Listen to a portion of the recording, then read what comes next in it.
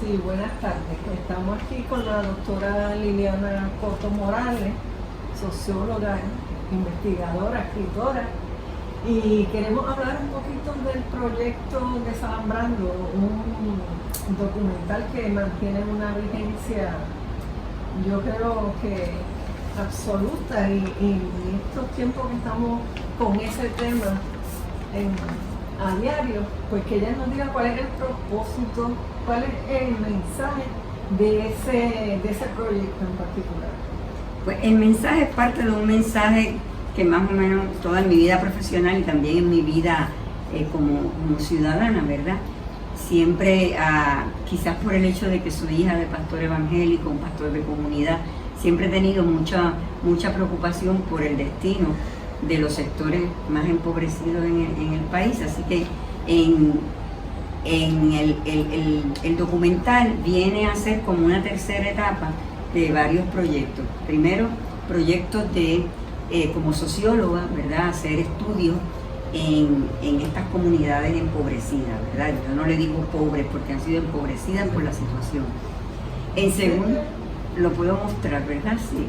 Entonces, de ahí, en un momento dado, cuando me estaba planteando qué podía hacer para mi tesis doctoral, yo quería hacer algo que tuviera que ver con estos sectores, pero ya dentro del interés de cómo estos sectores se activan para enfrentar situaciones de exclusión, situaciones de necesidad. Y una amiga me dijo, pero los rescates en Puerto Rico, y mi primera reacción fue, pero los rescates es que realmente fueron unas movilizaciones tan pequeñas, en lo cual me equivoqué, porque lo que había pasado es que estas movilizaciones se silenciaron. Y yo estaba, el marco de referencia era mi estudio de los paracaídas chilenos, que eran unos proyectos amplísimos, ¿no? Mejor dicho, los campamentos chilenos, los paracaídas mexicanos, es decir, que eran proyectos de toma ilegal de terreno movilizados por algún tipo de planteamiento de resistencia.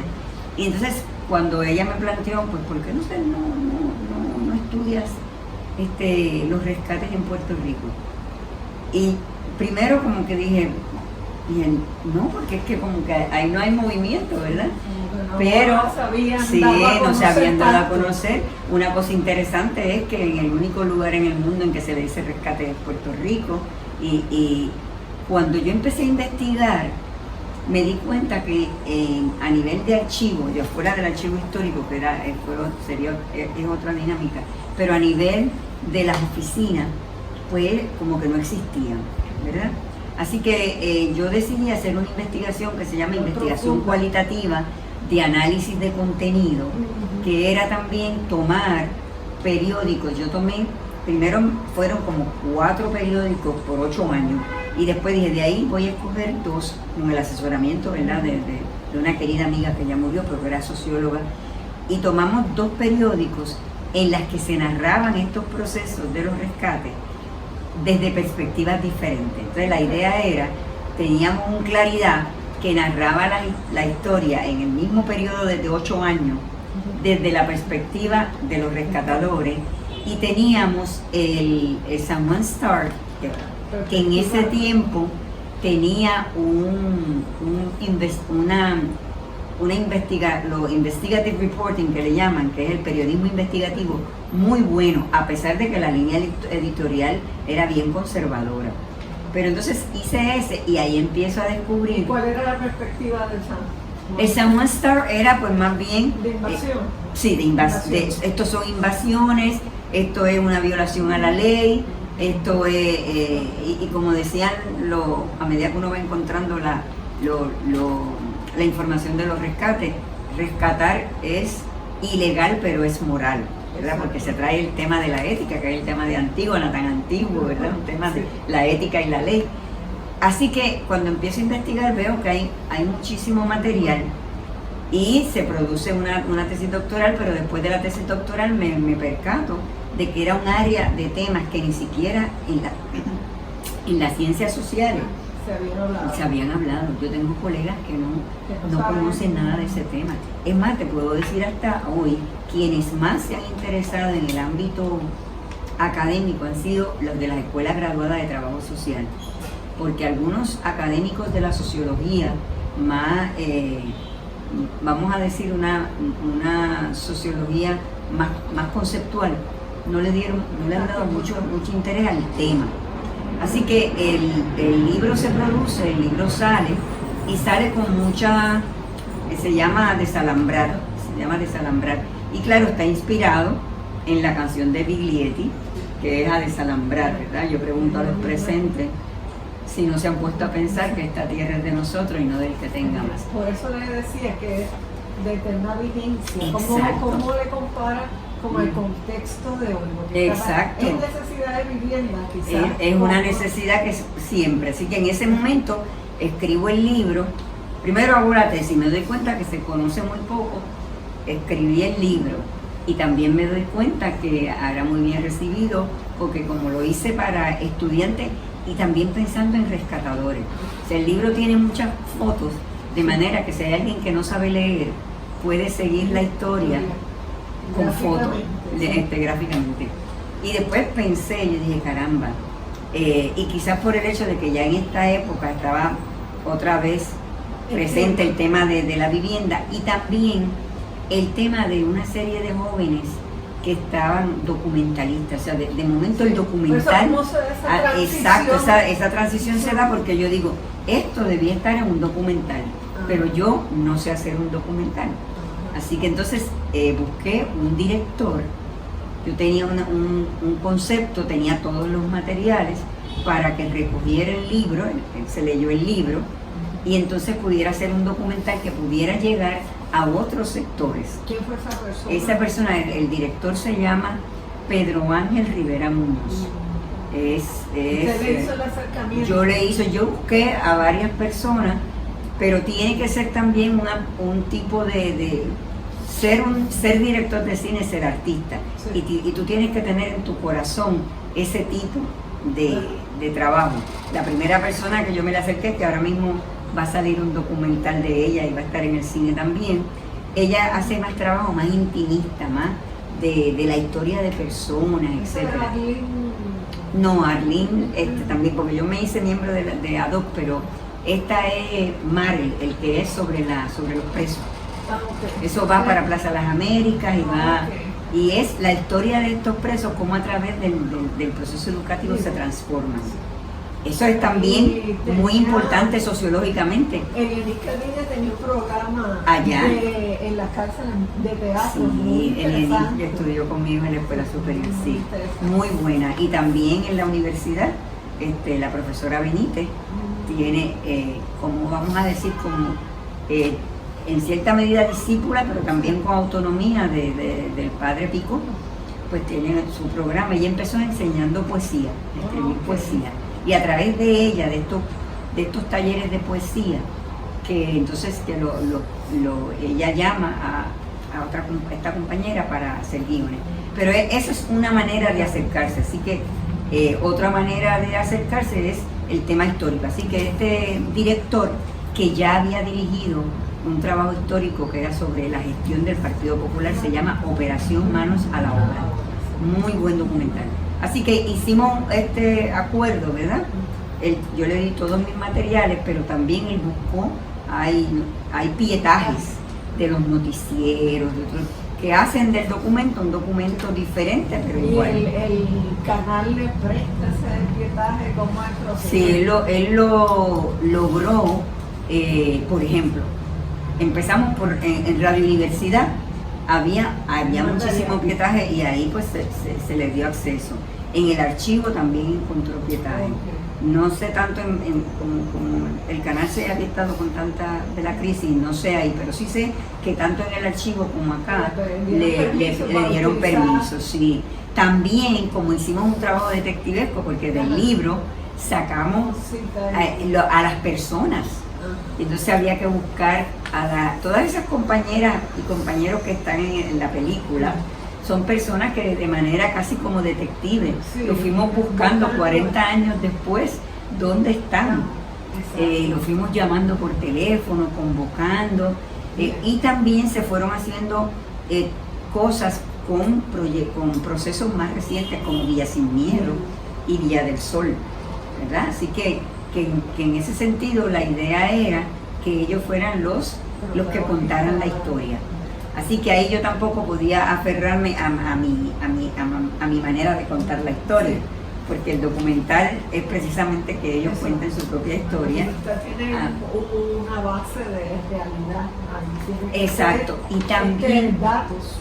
El tema de las emociones. Mi libro, aunque yo encuentro que por el hecho de que yo traigo tanto lo que la gente hablaba, pues en ese sentido pues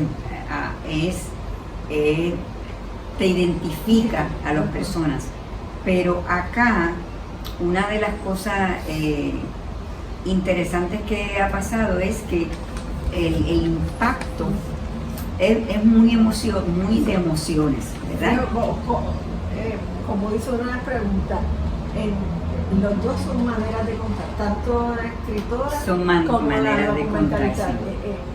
¿Cómo se define más? ¿Cómo se identifica más? Como escritora, yo no soy, sí.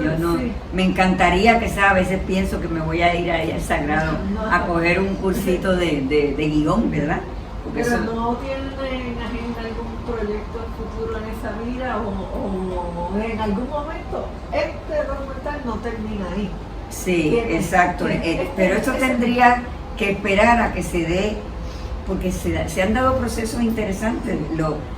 Pero llegó se le ha quedado mucho material. Se quedó muchísimo material. Por ejemplo, todo el proceso de Villa del Sol, en el cual yo sí estuve presente, porque muchos de estos rescates de terreno, que es bien importante ese tema de usar el concepto de rescate, porque es la manera de reivindicar una identidad colectiva, que es la que yo defino. O sea, yo no soy invasor, yo soy rescatador o rescatadora. De manera que está hablando de reclamar un derecho. Y yo creo que es una de las cosas que a mí me llamó la atención, porque yo identifico que esas movilizaciones sí se desarrollaron en un movimiento social que logró tener una presencia en Puerto Rico. Si lo comparamos, yo también estuve muy presente en la lucha de Vieques, y de hecho en Vieques configuramos un grupo de profesionales y se llamaba el Grupo de Apoyo Técnico para el Desarrollo de Vieques, y yo publiqué, pero fue un producto del trabajo de ellos, las guías para el desarrollo de Vieques. Y Vieques tuvo una proyección más internacional, porque también el adversario de Vieques es una instancia internacional, que es la Marina de Guerra de los Estados Unidos.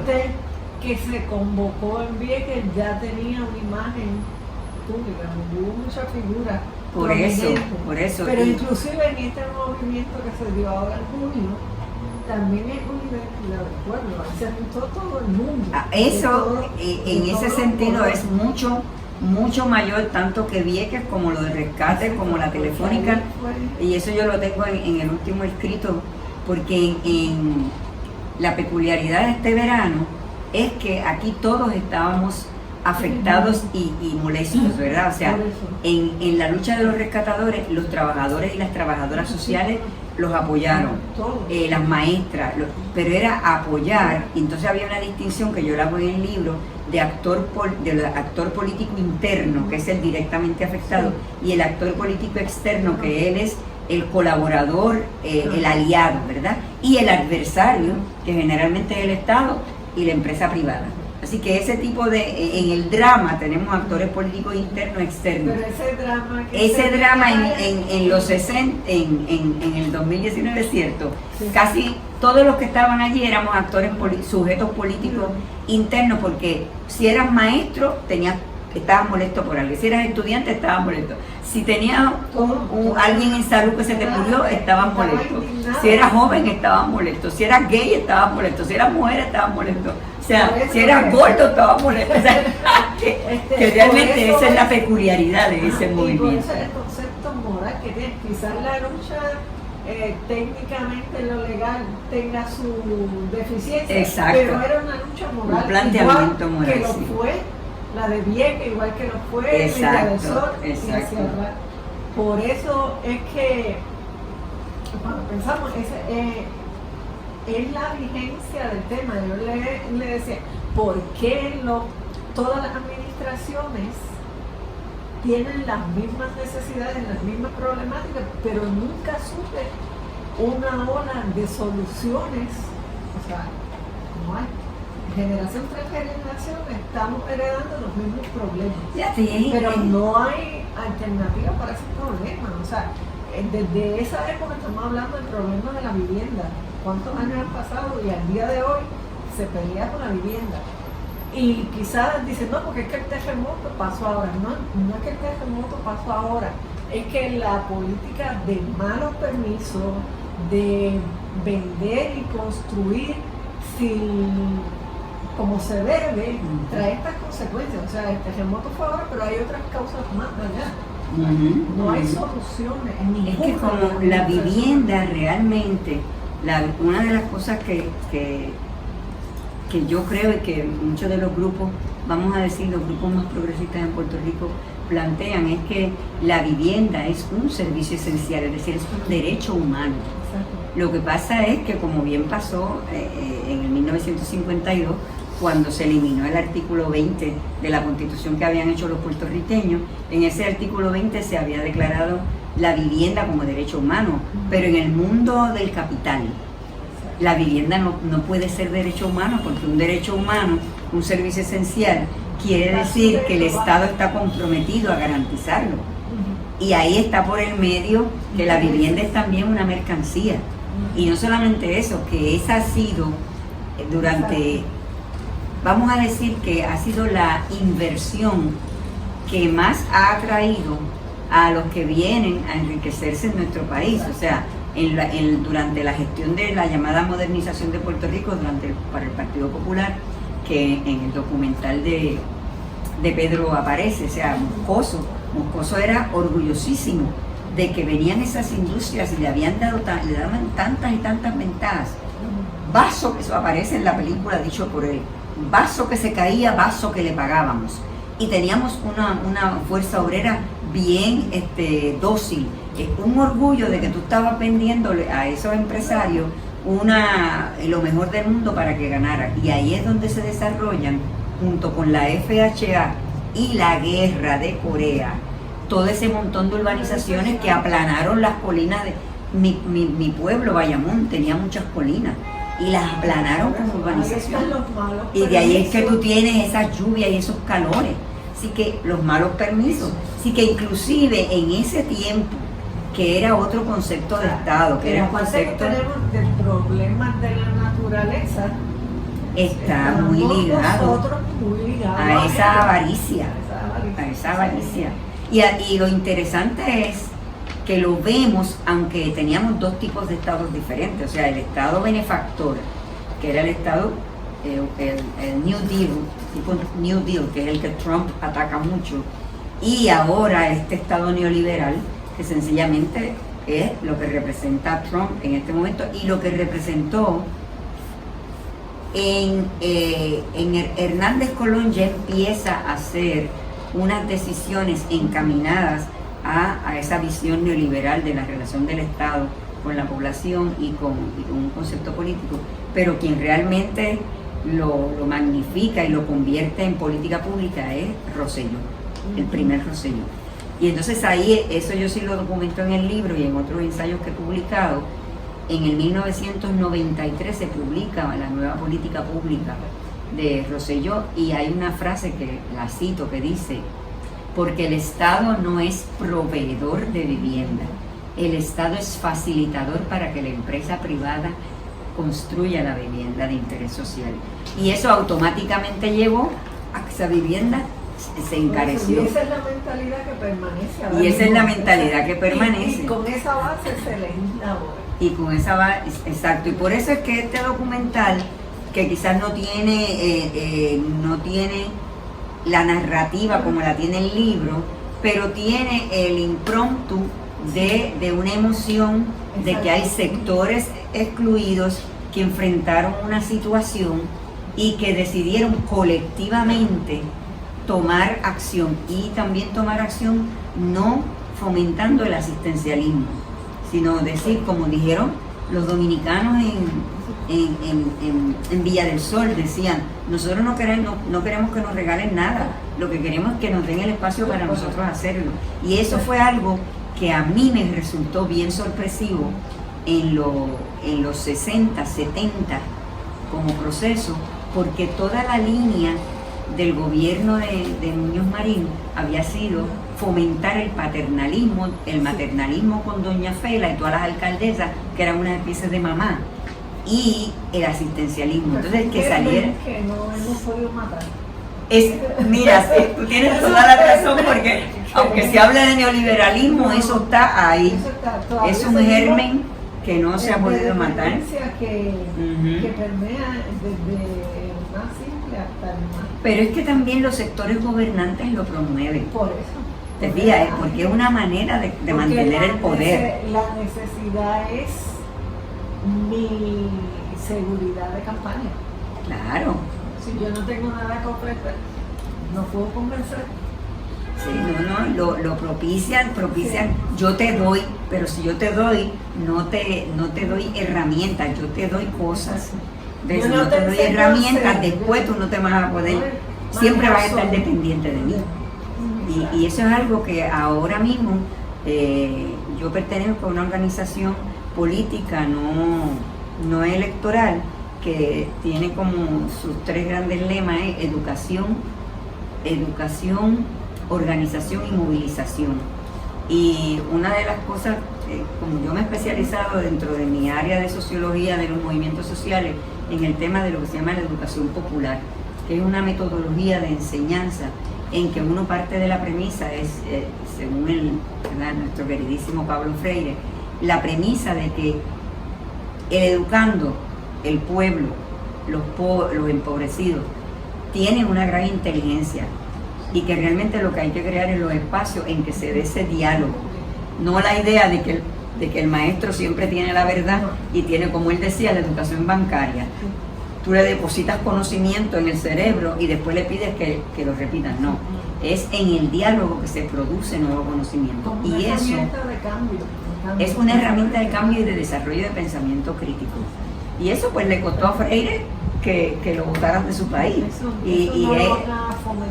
No se fomenta, pero estamos fomentando grupos de educadores populares que se planteen. Están las personas que están haciendo campañas electorales, claro, y eso no, lo cortés no quita lo valiente, pero estimular, en vez de estar predicando y diciendo, porque es que ustedes no saben lo que yo sé, que es lo que a veces pasa con la gente, empezar a decir, vamos a dialogar sobre cuáles, Freire hablaba de los temas generadores, vamos a hablar del hambre.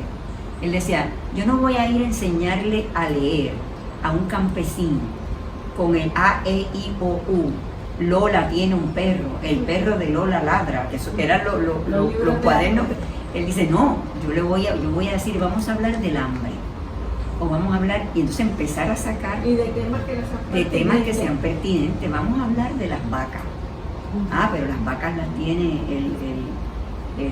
el patrón. Ay, ¿por qué las vacas las tienen patrón? Entonces, ese tipo de cosas es lo que yo creo que nosotros tenemos que hacer aquí si queremos que haya esa transformación de la que tú hablas. Por eso esa transición del libro era necesaria. Era necesaria porque abre otro espacio. Porque abre otro espacio, sí, porque realmente... De discusión. Exacto. Porque no todo el mundo tiene acceso a la lectura. No todo el mundo tiene acceso a la lectura. Y aquí hace falta fomentarla mucho. Qué pena que el Festival de la Palabra no haya estado en así mismo. Quiere decir que eso, yo creo que probablemente en algún momento eso va a continuar. Sí, yo realmente siempre tengo esa ilusión de que hay un colectivo, fíjate, un colectivo de gente como ha sido la Asociación de Documentalistas de Puerto Rico, ¿verdad? Son una serie de jóvenes que todos hacían documentales y ahora se constituyeron en una asociación y van haciendo cosas y colaboran, ¿verdad? En el caso mío, de los sociólogos, es una profesión que no tiene colegio, por ejemplo. Los arquitectos tienen colegio, por lo menos tienen algún colectivo al que tengan referencia. Nosotros andamos por ahí como veleta. Exacto, y yo desearía que pudiéramos crear algunos espacios Pero- en que pudieran diseñar investigación y que poder decir, pues mira, encárgate tú de estudiar y de sería entrevistar menos un gente de... espacio, porque la Asociación de Documentalistas va por ahí hay gente para tú acercarte, regularmente ya tú tienes que tener como un trabajo hecho, porque estar muy envuelto, muy ocupado. Sí, pero sí. hay que tener gente que da estos mismos temas, estas mismas inquietudes y iniciarse a hacer proyectos como ese. Porque no todo el mundo sabe la dinámica de hacer un documental. O sea, Sí. de hecho, yo he estado hablando con un documentalista que es Quique Cuero. Quique es el fotógrafo de... Pues Quique. Quique es el Aquí fotógrafo que de no Quique sé. Uña y Mugre con Pedro. Pues sí, pero yo con él y yo le sugería hacer un taller de eso. Mira, ya tú le has enseñado a la gente más o menos cuál es la dinámica del cine, en la temática, escoger, dirigir el tema, pero cómo es el proceso técnico, cómo tú llegas a hacer, porque eso le hace falta a la gente, cómo tú ponerlo en Vimeo, cómo coger... Eso yo no lo sé hacer. Exacto, El pero Vimeo. entonces yo le sugería que hiciera un taller sobre eso, de la parte técnica. De la parte técnica. Para los que no sabemos nada. Estar ahí. Y hay mujeres, por ejemplo, yo tengo una amiga, Diana, es estadounidense, y ella se desarrolló todos los proyectos que ella ha hecho en toda su vida, antes de hacer el doctorado y después de hacer el doctorado, han sido proyectos para desarrollar en jóvenes. Por ejemplo, en Nueva York, ella tuvo un proyecto que era dirigido a jóvenes en Nueva York, de los sectores más empobrecidos, dominicanos, puertorriqueños, afroamericanos, y entonces a estos jóvenes que salían de la escuela, entonces se le daban destrezas de cómo hacer películas. Y por ejemplo, cuando nosotros viajamos en el 2005 a Porto Alegre para el Foro Social Mundial, ella se llevó un equipo de estos jóvenes, y ellos fueron y entrevistaron y filmaron, hicieron una película. Y después, cuando ella entendió que ya esa etapa se había pasado, se fue y estuvo trabajando en Cuba. Y una cosa interesante con lo de Cuba, que ella empezó a hacerlo con hombres y mujeres. ¿Y qué pasó? Porque a veces es importante la perspectiva de género. Ella dice que cuando venían, los hombres monopolizaban el taller. Entonces ella decidió que ella iba a hacer unos talleres para mujeres y para hombres separados. No porque había que excluirse, sino porque las mujeres necesitaban unos espacios de más comodidad para poder desarrollarse, porque los hombres sencillamente eran, como ya son los que generan. Eso me pasaba a mí en los rescates. Las mujeres son las que mantienen esos rescates, y después a la hora de la entrevista con el periódico lo hacen los varones. Por eso, O sea, eso es típico. ¿Cómo usted ve eso que está mencionando ahora en esta etapa? Se habla mucho de la equidad. Aquí esto es un país sumamente regulado, que hay, en cuanto a ley hay, protegiendo los derechos de la igualdad, del no discriminación. ¿Por qué está tan arraigado que avanzamos más que pasito a pasito? ¿Por qué no? Yo vuelvo otra vez a la necesidad de desarrollar pensamiento crítico, porque Sí. a veces por lo ejemplo, que... yo estoy haciendo Ajá, sí. reflexiones es de mujeres que han sido pioneras y exitosas, por mujer bonita, que han sido pioneras y exitosas a nivel internacional, pero en profesiones no tradicionales. Eso es lo que yo estoy trabajando. Estamos hablando de ingeniería o de cosas. todas las profesiones. Ahora mismo un caso bien reciente, está la boxeadora esta, La Amanda, boxeadora. o sea, tiene todos los títulos que el boxeo presenta. Tiene más títulos ganados de manera por nocaut, como uno dice, que todos los boxeadores internacionales, incluyendo a Cotto, al Daquil. Ella dice que ella no puede vivir de su sueldo cuando todos ellos, y eso está en una entrevista, son millonarios, multimillonarios. Cotto es multimillonario, porque ellos sí tienen más títulos que en la misma profesión. Estamos así. Para hacer la historia más grave, ahora mismo en todas las estaciones de radio están hablando de que las que cualificaron para Tokio es el equipo de mujeres. ¿Sí? Entonces están diciendo todos los comentaristas, porque nuestras mujeres, pero aparentemente en el day-to-day business, pues entonces hay unas pequeñas exclusiones. Y hay unas pequeñas exclusiones que son muy sutiles, pero están ahí. La doctora Lizardi escribió el libro de la figura de la mujer en el deporte y hace un análisis que uno se queda bobo desde hasta cómo se coge el enfoque para la fotografía cubriendo un evento deportivo en una mujer y en un hombre. No hay... Qué interesante. Es un tema sumamente interesante. Pero a mí lo que digo, ¿por qué no avanza? Si ya todo el mundo está de acuerdo, todo el mundo sí, ok, hay que trabajar con equidad y se legisla, porque en el día a día no se da. Es que los espacios de poder son difíciles de soltar. O sea, el que tiene poder, y estamos hablando, ¿verdad?, de esa noción de Gramsci, de que el poder no es solamente lo que te imponen con un macanazo, el poder también es esa hegemonía que te hace a ti pensar que el que tiene poder sobre ti tiene derecho a tenerlo. O sea, y entonces son unos espacios muy contradictorios, porque a veces en lo que uno se abre ese espacio a nivel quizá de discurso público, pues ya nadie porque ya el tema de las mujeres está como el Día de las Madres, nadie va a estar en contra de ese tema. El asunto es cómo las acciones reales permiten que haya acceso al poder, o sea, por parte de hay un discurso de reconocimiento, pero no necesariamente va a la par el discurso de reconocimiento y un discurso de acción, yo creo que sí, no necesariamente son compatibles, y ese es el trabajo del pensamiento crítico, porque la realidad realmente es contradictoria. O sea, las cosas no van así, pues, en una sola línea. Yo siempre le daba a mis estudiantes el ejemplo de la Revolución Francesa. La Revolución Francesa le corta la cabeza a los reyes, liquida la idea de la monarquía, etcétera, etcétera. Pero después hubo un backlash y se instauró Napoleón.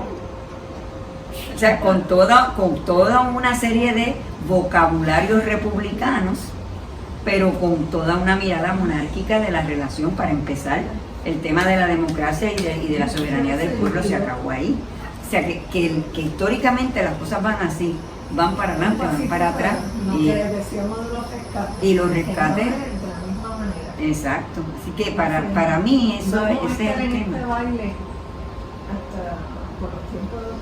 Bueno, yo creo que uno tiene que como que identificar unos espacios donde uno piensa.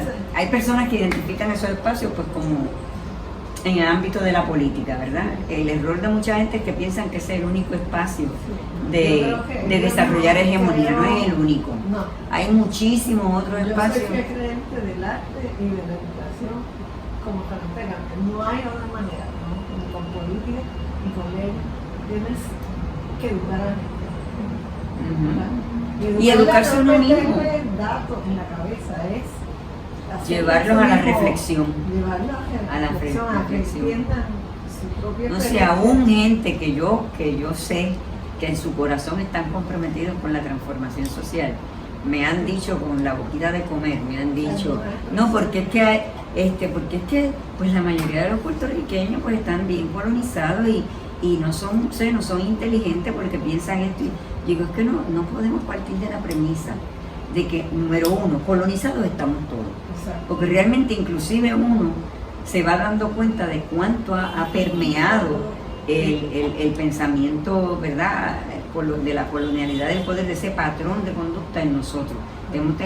Pero por otro lado, hay que crear un espacio para que tú veas tantos flashes de inteligencia, de análisis, que a veces la persona más PNP del mundo, por decir algo, puede hacerte una afirmación de lo que creen que es soberanía, y tú dices, pues mira, qué interesante, pero lo que pasa es que como se le ha metido en la cabeza que soberanía son los pelús y los independentistas, pues entonces rechazan el término. Hay un discurso aquí y otro de exacto, y se necesita tiempo. Se necesita tiempo.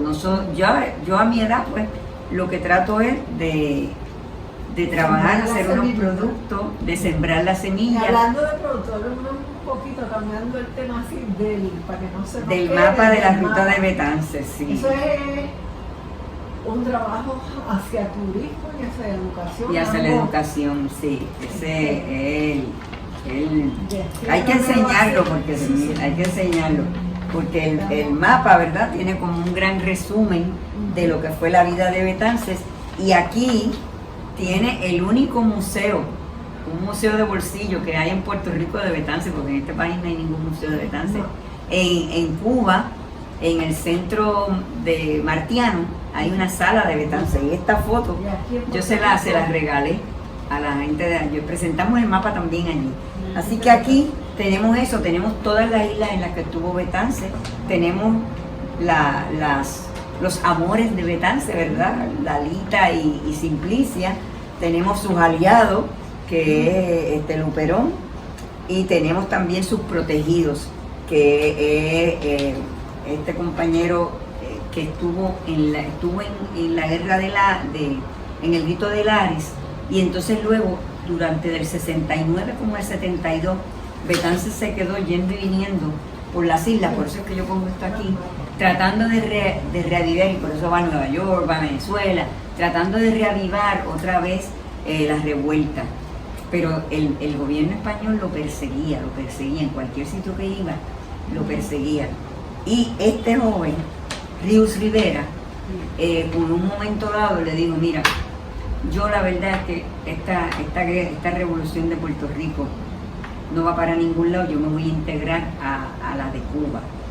Entonces yo digo que es en parte protegido porque mucha gente en el mundo chiquito del chisme empezaron a hablar mal de Rius Rivera, porque que se fue a luchar para Cuba, y Betances lo defendía. Betances le decía, es que yo entiendo, es más, Rius Rivera le ofrecieron ser en el ejército revolucionario de Cuba lo que fue Hemingway en la guerra civil española, que era el corresponsal de guerra, y él dijo que no, porque él lo que quería era pelear. Y además luego tuvo una posición en el gobierno cubano, revolucionario cubano, cuando se gana la guerra de independencia en La Habana, y además vivió en Honduras y fundó la banca en Honduras. Esas son cosas que no se saben. No se sabe. Y Betances siempre le mandó como un dinerito, porque él siempre andaba pelado. Y Betances le mandaba desde París, porque Betances en el 72 se fue a París, y le mandaban dinerito, y por eso lo tenemos aquí, porque aquí está en la carta donde él dice a Rius Rivera, déjenlo, porque si él quiere luchar en Cuba, ¿verdad?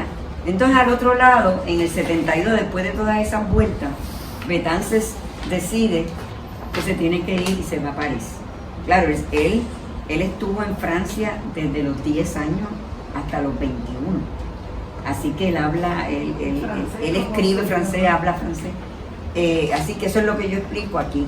Pero aquí están las direcciones, aquí está el mapa, y todos los sitios que, digo, no todos, ¿verdad? Pero 28 lugares que fue. Tenemos aquí citas de Betances, tenemos aquí narrativas de diferentes experiencias que tuvo. Y además con Google Maps se puede viajar por París con este mapa, y en París con este mapa tú puedes viajar también. Y además no pesa nada, ¿ves? Es como un mapa de viajeros. Sí, yo digo que si la gente quisiera, podían ver la película, ¿verdad?, de Tito, que se llama El Antillano, y Sí, después El Antillano. oír el CD de la música del Antillano, que es bailable, y después ponerse los tenis e irse a caminar con Betances y el mapa. Eso es algo que se puede hacer. Nada, tengo la esperanza de que algún día se tome este proyecto. Ya les contaré cómo sale esta publicación, que ya está en publicación. Es como un manual de la historia de Puerto Rico a través de medallas, y la historia de Betances a través del mapa. Y entonces el libro va a tener el mapa en un sobre atrás. Así que cuando tú compras el libro, tú compras el mapa y un artículo que yo escribí en que hay toda una explicación, la explicación de lo que es el mapa, todas sus dimensiones y al final dirigido a los maestros, áreas en que cómo un maestro puede trabajar el mapa en su salón de clase. Así que eso es algo que esperamos, que verdad que no lo tengamos que encontrar en los basureros como hemos encontrado tantas cosas del Departamento de Educación, que cosas maravillosas, libros de historia de Puerto Rico que lo encuentra uno en los basureros de educación. Eso realmente que educar, no instruir, educar. es educar, y es educar, como decía Freire, en el diálogo. Creo que esa es una buena cita para hacerla, ya Sí. esperando los proyectos futuros para una próxima cita, que salga ese proyecto que está caminando. Que es para educar, y aún se vende, ¿verdad? Pero quería decir que poco a poco comunidades pobres me van invitando, o sea, la comunidad de San Isidro, por allá cerca de Luisa, las comunidades pobres van invitando para ver el documental. Pues entonces uno va, lleva el documental y se va llevando el mensaje. Exacto, así que, y hay gente que dice, pues mira, yo lo quiero comprar para usarlo en mi clase. Pero claro, la magnitud cuando uno ve lo que es Bad Bunny, ¿verdad? Que tiene 50 millones Me dicen que el perfume bueno viene en frasco pequeño, no un poquito a estar con Bad Bunny. Aunque Bad Bunny tiene un detalle muy bueno, y es que ha hecho hablar en español a todo el Sí, oye, me dijeron que él no habla inglés. No, pero no solamente, sino que exige que su entrevista sea en español. Esa hay que anotárselo. Sí. Sí, porque aquí una Jennifer López o algo hace una entrevista en inglés, pero es que también Jennifer se crió allá. Mucho hace de que habla, al principio cuando ella se casó con Marc Anthony, ella no hablaba español. Pero casi todos los papeles que están por ahí, cuando van a un programa americano, claro, hablan el inglés. Él aunque sepa, quiere, porque él dice que su idioma es español. Esa hay que apuntársela a él. A mí me está que esa amistad con René le ayudó a él. Aquella vez, ¿te acuerdas que estaban apoyando a las mujeres y fueron a donde Rosselló a pedirle? Pues yo realmente creo que, mira, yo su música, la primera, yo no la había oído. La ha modificado mucho. Pero yo creo que la ha modificado muchísimo. Quizás por eso, por una etapa de crecimiento. También hay que pensar que un muchacho joven que... Yo creo que no tiene ni 25 años, ¿verdad? Que ve todo como comercial, pero bueno, el hábito no es el músico, se junta con René y otra gente, pues va tomando otro enfoque en su vida. René también cuando empezó era un poco insoportable, sí. Pero por su Pero es que René viene de una familia que ya venían con una tradición. Yo fui a Francia, el viaje que me inspiró para esto. Por eso ella era actriz, es actriz también. también. Es un muchacho muy estudiado. Sí, tiene maestría. Y todo es cuestión de enfoque, hay que darle, como se dice, espacio a la gente para que crezca también. Y esta película, yo que no la vi, me hubiera gustado verla, se me pasó. La de Vicosí, el filósofo. Esos otros son jóvenes que como que han ido en un proceso de crecimiento. Un proceso de crecimiento, vienen de lugares que no lo ayudan mucho y llegan a superarse, pero les cuesta más trabajo que a otros. Sí. Que eso hay que darle su espacio también. Por lo menos tienen la iniciativa de hacerlo. De los que sabemos, no tenemos esa iniciativa. Por eso. O sea, hay que no hagan ningún discurso con acción. Eso y mira, Ricky Martin, la fundación es un proyecto muy bonito. La fundación, él es bonito también. Él también. Por eso que dicen que él es como su fundación. Ajá. Igual de bonito. Y entonces lo han criticado muchísimo, pero él sigue plantado. Tiene sus 4 niños también. Todo el mundo critica a los niños de Ricky Martin, pero porque no critiquen los niños de aquella que no tiene trabajo, no tiene casa y tiene 20 muchachos para el otro y coge cupo. Critica eso también. Bueno, Eso es pero una tú viste forma el de caso. maltrato. ¿Viste el Eso es una caso forma de que del maltrato. niño de 4